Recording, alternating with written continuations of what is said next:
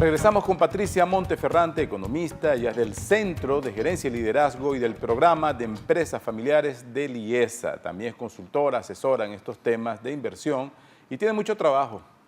Tiene mucho trabajo porque este entorno económico, macroeconómico, termina perjudicando obviamente y dificultando toda gestión de cualquier empresa de cualquier tamaño, pero también ha ocurrido un contagio general de un pesimismo que yo diría que es demasiado... La desesperanza, que llama Ramón Piñango, ¿no? Exactamente. Sobre todo en algunos segmentos jóvenes, y por eso da lugar a la migración, pues, o sea... Pero como estamos hablando de cuando el hombre muerde al perro, estamos conversando de los casos contrarios.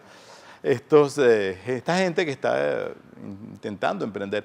Hay una particularidad aquí, hay un acceso al financiamiento, al crédito barato en Venezuela todavía que puede ser aprovechado para estos emprendimientos. ¿Cómo está funcionando eso?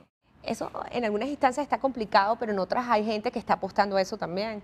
El sector bancario también tiene serias limitaciones en este momento. Pero fíjate que también aparecen los famosos ángeles que apuestan a estas ideas de estos muchachos. Empresas ángel, son incubadoras de proyectos. Exactamente, eso está creciendo y sobre todo haciendo uso, que tú también haces referencia a eso, muchas de las ventajas que estos muchachos tienen en el manejo de la tecnología de información, usan Instagram, Twitter, para a través de allí ofrecer productos y servicios. Y hay algunas ideas pero muy interesantes, y implica además una reducción de costos importantísima y además la posibilidad de llegar a un segmento mucho más amplio que las maneras convencionales, ¿no?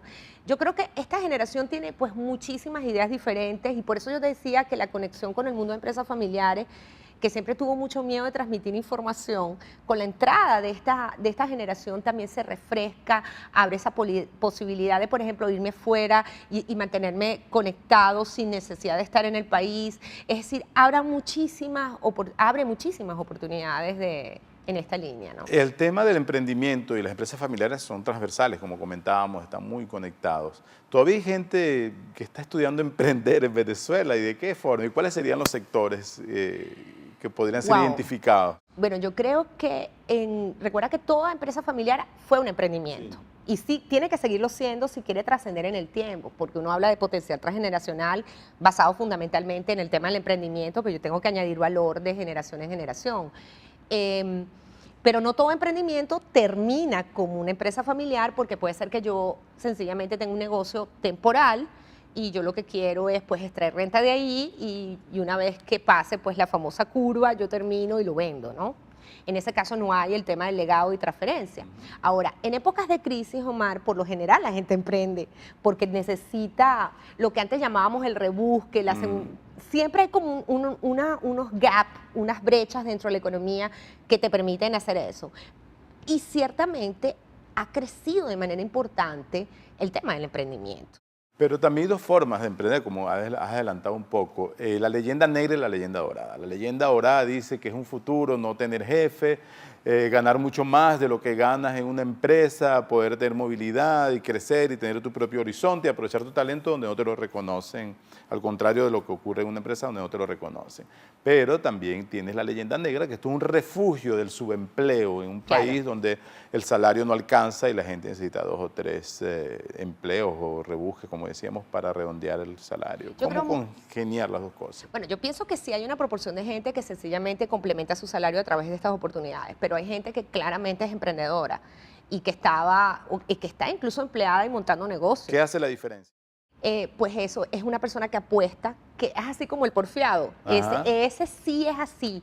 O sea, sencillamente, y no te dice que es que yo quiero ser mi propio jefe, sino que es esas personas que siempre tienen idea, aquí hay una oportunidad de negocio. Tú estás hablando con él y de repente te dice, pero tú no ves que aquí podemos montar algo. Siempre hay unas personas así. ¿Y qué marca la diferencia entre ellos? O sea, hay gente que se estudia más del entorno, ve las oportunidades del mercado, la competencia, la gerencia, se perfecciona más como emprendedor. Yo lo que creo es que aprende un poco también de todo el proceso, ¿no? El emprendedor, a mí no me gusta decir que el emprendedor se hace o nace, yo no quiero caer en esa disyuntiva, pero yo sí creo que hay alguien que por naturaleza está llamado a ser emprendedor porque quiere hacerlo, así como existió siempre, ¿no? En algunos países más, en otros menos, pero siempre, ¿no? ¿Qué lo hace diferente? Bueno, probablemente esa persona que lo ve como un apoyo, una necesidad ante que su sueldo no le alcance, si tú les cambiaras las condiciones, es decir, que tú les dieras un salario con el que pudiera vivir, desiste, el otro no, porque el otro es persistente, por eso un emprendedor incluso ante un fracaso vuelve a empezar, o sea, no se aminala. O sea, no se achicopala ante esa circunstancia, es persistente ante esa circunstancia. Dando un vistazo al lado oscuro de la situación, ¿cuáles serían 3 de los principales problemas económicos que están impactando tanto a las empresas familiares como a los emprendedores y cómo lidiar con ellos? Para terminar en estos minuticos que nos quedan. Pero siempre no tenemos que terminarlo en positivo. Bueno, yo creo que el tema económico en Venezuela es gravísimo. O sea, yo diría que al sector empresarial en general el tema económico lo está asfixiando por muchas vías, ¿no? Lo está asfixiando por el tema de las regulaciones que tiene instaurado el gobierno, que es muy complicado manejarlo, en algunos sectores mucho más crítico. La escasez de divisas, bien que se convierte en realmente un filtro terrible para las organizaciones, y por eso la creatividad y la capacidad de reinventarse ante esa circunstancia es fundamental. El tema de la legislación laboral, que también te pone nuevamente una camisa de fuerza, porque tienes unas complicaciones adicionales a todas las demás. Y cuando estoy hablando, por ejemplo, en el tema del comercio al detalle, pues tú ves lo que ocurre con los hipermercados, con los supermercados o con los mismos centros comerciales. El trabajar en los fines de semana es una complicación por lo que tienes que darles 10 días sueltos. O sea, hay muy poca flexibilidad. Entonces, con esas, es como que estamos apostando, o sea, me están colocando pero todas las restricciones posibles como para asfixiarme. El tema que hay productos regulados en margen, en términos de precios que son absurdos, es decir, que tú dices, yo no puedo darlo a pérdida. El hecho de que tampoco puedes reconvertir mucho estos productos para hacerlos no aparecer como no regulados, porque cada vez más te ponen limitaciones. Es muy serio, pero yo lo que creo es que te están poniendo siempre la vara más alta y siempre hay una respuesta, porque finalmente si tú lo ves en blanco y negro, hay empresas que están sobreviviendo a esta circunstancia, y a mí me gusta hablar de dinero bien habido, es decir, no dinero mal habido. O sea, que gente responsable y trabajadora, ¿no? Honesta. O sea, que le da la vuelta, busca tratar de darle la vuelta. Y otra cosa que es importante, y por eso yo sí quiero terminar al lado positivo. Claro, ¿qué están viendo ellos para después este aguacero? Pero también es una cosa importante, el hecho de que haya mucha mayor conciencia a nivel del empleado, de que esta es mi fuente de trabajo, ¿ok? Y que no me conviene tampoco que sea tomada por el gobierno, porque el gobierno es una promesa de corto plazo, pero en el largo plazo todos sabemos en que se han convertido muchas de las empresas que ha tomado el gobierno nacional. De hecho, incluso hay algunas que hay amenazas de devolución al sector privado, o sea... No saben qué condiciones, ¿no? De hecho, muchos de ellos no quieren que se las devuelvan porque evidentemente las condiciones son muy precarias, ¿no? Está por verse qué va a pasar, ¿no? Pero también eso es interesante porque hay más conciencia por parte del empleado de que yo necesito tener sector privado, ¿ok? Yo siempre recuerdo una frase que decía un profesor mío en la universidad, que creo que aplica mucho al caso venezolano, y él decía, donde el sector privado lo hace mal, el Estado lo puede hacer peor.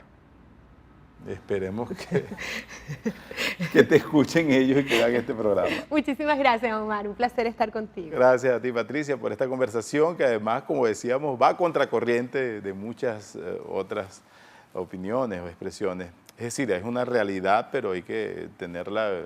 Hay una Venezuela que trabaja en positivo, Omar. Sí, exactamente. Y que ve oportunidades, y yo lo que creo es que el llamado es que la desesperanza no nos puede embargar a todos. Es decir, alguien... y un sector importante de este país está llamado a reconstruir Venezuela. Aunque sea por instinto de supervivencia. Aunque sea por instinto de supervivencia. Ha sido Patricia Monteferrante, economista. Ella es del Centro de Gerencia y Liderazgo y del Programa de Gestión de Empresas Familiares del IESA, el prestigioso Centro de Estudios de Administración de Venezuela. Ella es consultora y asesora, analista pues de todo este entorno venezolano, que como hemos hablado con ella, después de estas tormentas en algún momento tiene que salir el sol, pero ese no va a salir solo. Hay que trabajar, ¿no? Y de esta forma hemos llegado al final de Análisis Venezolano. Muchas gracias a ustedes por acompañarnos. Nuestro Twitter, @OmarLugo, disponible para comentarios. Gracias otra vez por permitirnos llegar hasta ustedes y será hasta una próxima oportunidad.